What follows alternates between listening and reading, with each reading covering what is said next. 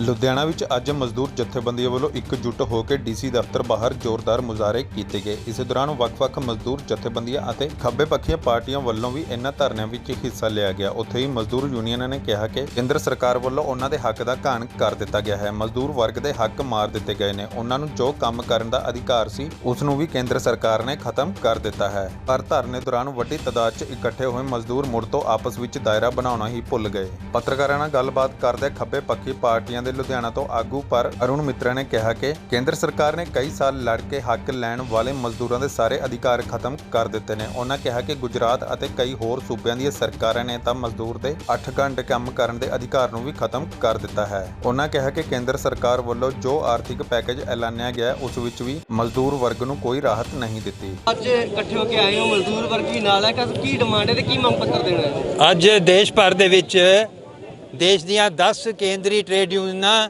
ਅਤੇ ਹੋਰ ਐਸੋਸੀਏਸ਼ਨਾਂ ਤੇ ਫੈਡਰੇਸ਼ਨਾਂ ਵੱਲੋਂ ਸਾਂਝੇ ਤੌਰ ਤੇ ਇਹ ਸੱਦਾ ਦਿੱਤਾ ਗਿਆ ਹੈ ਕਿ ਕੇਂਦਰ ਦੀ ਸਰਕਾਰ ਦੀ ਜੋ ਮਜ਼ਦੂਰ ਵਿਰੋਧੀ ਨੀਤੀ ਹੈ ਉਸ ਦੇ ਵਿਰੁੱਧ ਇਹ ਪ੍ਰਦਰਸ਼ਨ ਸਾਰੇ ਦੇਸ਼ ਵਿੱਚ ਕੀਤਾ ਜਾ ਰਿਹਾ ਹੈ। ਕੇਂਦਰ ਸਰਕਾਰ ਨੇ ਅਸੀਂ ਦੇਖ ਰਹੇ ਹਾਂ ਕਿ ਪਿਛਲੇ ਸਮੇਂ ਵਿੱਚ ਕੋਵਿਡ-19 ਦੇ ਬਹਾਨੇ ਮਜ਼ਦੂਰਾਂ ਦੇ ਸਾਰੇ ਅਧਿਕਾਰ ਖੋਹ ਲਏ। ਇੱਕ ਤੇ ਪਹਿਲੀ ਗੱਲ ਤਾਂ ਜਿਹੜਾ ਕੰਮ ਕਰਨ ਦਾ ਅਧਿਕਾਰ ਸੀ 8 ਘੰਟੇ ਦਾ, ਜੋ ਕਿ ਮਜ਼ਦੂਰਾਂ ਨੇ 150 ਸਾਲ ਪਹਿਲੇ ਲੜਾਈ ਲੜ ਕੇ ਜਿੱਤਿਆ ਸੀ ਅਤੇ ਉਹ ਸਾਰੀ ਦੁਨੀਆ ਵਿੱਚ ਲਾਗੂ ਹੈ, ਇਹਨਾਂ ਨੇ ਉਹਨੂੰ 8 ਤੋਂ 12 ਘੰਟੇ ਕਰਤਾ। ਜੇ 8 ਤੋਂ 12 ਘੰਟੇ ਕਰਨਾ ਹੈ ਤਾਂ 16 ਘੰਟੇ ਦੀ ਤਨਖਾਹ ਦੇਣੀ ਪਏਗੀ।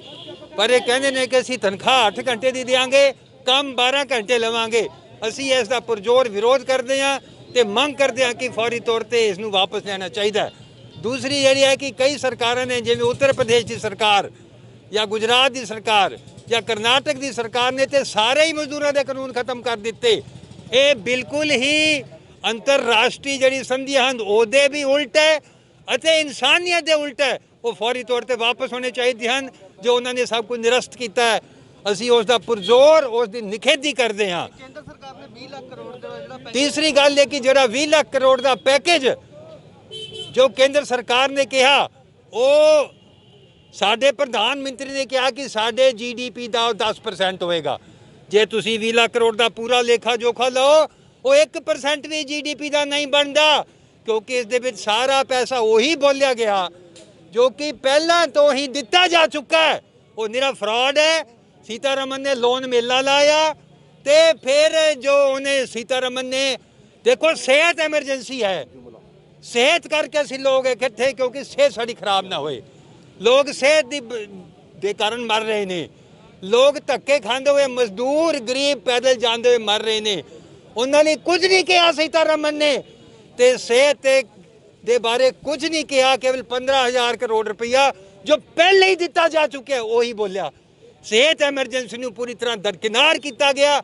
ਇਹ ਫਰਾਡ ਹੈ, ਲੋਕਾਂ ਨਾਲ ਧੋਖਾ ਹੈ, ਦੇਸ਼ ਨਾਲ ਧੋਖਾ ਹੈ, ਇਨਸਾਨੀ ਹੱਕਾਂ ਨਾਲ ਧੋਖਾ ਹੈ। ਜਿਹੜੇ ਮਜ਼ਦੂਰ ਵਰਗ ਵਿਚਾਰੇ ਸੜਕ ਤੇ ਪੈਦਲ ਜਾ ਰਹੇ ਹਨ, ਉਹਦੇ ਵਿੱਚ ਗਰਭਵਤੀ ਔਰਤਾਂ, ਬੱਚੇ, ਇਹਨਾਂ ਤੇ ਕੋਈ ਦਰਦ ਨਹੀਂ ਹੁੰਦਾ ਇਹਨਾਂ ਨੂੰ। ਇਹ ਉਹਨਾਂ ਨੂੰ ਮਰਦਾ ਦੇਖ ਕੇ ਖੁਸ਼ ਹੋ ਰਹੇ ਨੇ। ਇੱਕ ਲਫ਼ਜ਼ ਨਹੀਂ ਬੋਲਿਆ ਨਾ ਸੀਤਾਰਮਨ ਨੇ, ਨਾ ਸਾਡੇ ਪ੍ਰਧਾਨ ਮੰਤਰੀ ਨੇ। ਅਸੀਂ ਇਸ ਦੀ ਪੁਰਜ਼ੋਰ ਨਿਖੇਧੀ ਕਰਦੇ ਹਾਂ। ਅਰੁਣ ਜੀ, ਇੱਕ ਚੀਜ਼ ਨਹੀਂ ਸਮਝ ਆ ਰਹੀ ਹੈ ਕਿ ਵਿਰੋਧ ਦੇ ਵਿੱਚ ਕਾਂਗਰਸ ਹਮੇਸ਼ਾ ਖੜੀ ਹੁੰਦੀ ਹੈ, ਪਰ ਇਸ ਮਾਮਲੇ ਦੇ ਵਿੱਚ ਕਾਂਗਰਸ ਵੀ ਨਹੀਂ ਅੱਗੇ ਆ ਰਹੀ। ਕੀ ਕਾਰਨ ਹੈ? ਕਾਂਗਰਸ ਅੱਜ ਇੰਟਕ ਇੱਥੇ ਹੈ, ਕਾਂਗਰਸ ਦੀ ਜਥੇਬੰਦੀ ਹੈ ਇੰਟਕ, ਉਹ ਇਸ ਵਿੱਚ ਸ਼ਾਮਿਲ ਹੈ। ਇੰਟਕ ਹੈ, C2 ਹੈ, ਹੋਰ ਸਾਰੀਆਂ ਜਥੇਬੰਦੀਆਂ ਹਨ। BMS ਵੱਖਰੇ ਤੌਰ ਤੇ ਹੋ ਰਹੀ ਹੈ, ਕਿਉਂਕਿ BMS ਸਰਕਾਰ ਦੇ ਖਿਲਾਫ ਨਹੀਂ ਬੋਲ ਸਕਦੀ। ਅਸੀਂ ਇਹ ਮੰਗ ਕਰਦੇ ਹਾਂ, ਜੇ ਤੁਸੀਂ ਇੰਨੇ ਮਜ਼ਦੂਰਾਂ ਦੇ ਹੱਕਾਂ ਦੇ ਹੋ, ਜਿਹੜੇ BMS ਨਾਲ ਜੁੜੇ ਤੁਹਾਡੇ MP MLA ਨੇ, ਕਿ ਉਹਨਾਂ ਇਸਤੀਫਾ ਦੇਣ। ਜੇ ਸਰਕਾਰ ਦੇ ਇੰਨੇ ਤੁਸੀਂ ਨੀਤੀਆਂ ਦੇ ਖਿਲਾਫ ਹੋ, ਚਲੋ ਫਿਰ ਵੀ ਠੀਕ ਹੈ, BMS ਬੋਲੀ, ਇਹ ਵੀ ਅੱਛੀ ਗੱਲ ਹੈ, ਪਰ BMS ਨੂੰ ਜ਼ੋਰ ਨਾਲ ਗੱਲ ਕਹਿਣੀ ਚਾਹੀਦੀ ਹੈ। ਹੋਰ ਤੇ BMS ਨਾਲ ਸੰਬੰਧਿਤ MP MLA ਤੋਂ ਇਸਤੀਫੇ ਦੇਣੇ ਚਾਹੀਦੇ। मैं Firoz master, Rashtriya Mazdoor Congress inter secretary Punjab state, hosiery labour प्रधान पंजाब स्टेट। आज जो पूरे देश के अंदर में महामारी का दौर चल रहा है, इसमें भी राजनीति मोदी सरकार खेल रहे हैं। जो केंद्र की सरकार है ये देश की विकास में विफल है और ये जात पात की राजनीति कर रहे हैं, और ये कोरोना वायरस इनकी एक राजनीति का षड्यंत्र है। और ये इस कोरोना वायरस के जरिए इंसानों पर टारगेट कर रहे हैं। इनको लोग ने प्रधानमंत्री रिलीफ फंड में लाखों करोड़ रुपए दिए।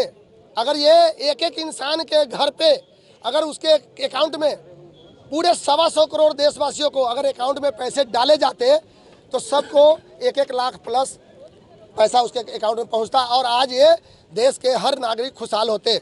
मेरा कहने का मतलब ये है, ये 20 लाख करोड़ का जो घोषणा कर रहे हैं ये सब ढोंग कर रहे हैं, नटंकी कर रहे हैं। पूरे देश का पैसा ये हड़प के बैठ गया और देश के जनता को बेवकूफ़ बनाने की कोशिश कर रहे हैं। मैं इसकी कड़ी निंदा करता हूं और इसके ऊपर मैं चाहता हूं सुप्रीम कोर्ट आयोग ये जांच बिठाए, चाहे वो प्रधानमंत्री हो चाहे देश का कोई भी मंत्री हो, उसके ऊपर जांच बैठनी चाहिए और वो भ्रष्टाचार में लिप्त है उसको कड़ी से कड़ी सजा मिलनी चाहिए।